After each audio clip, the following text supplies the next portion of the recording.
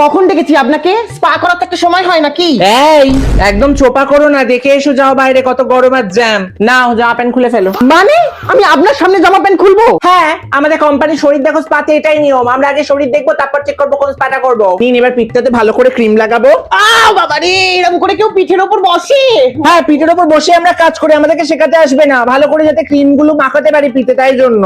বাবা তোকে বললাম থাইল্যান্ড থেকে লোক পাঠাতে, থাই স্পা নেবো, তুই কাকে পাঠিয়েছিস? কিচ্ছু পারে না চিপ মহিলা।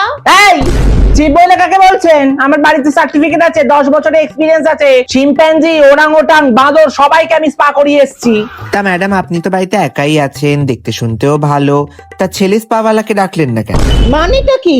আমার হাজবেন্ড আছে। উনি আমার থেকে নেবেন স্পা? আমার গো ভেঙে গেল, গো ভেঙে গেল। ভাঙবে কেন? কি দাঁড়াও। আই চুপ করো তো, ভেঙে গেল হাতটা। না গো বাবা, আপনার পিঠ থেকে এত দুর্গন্ধ কেন?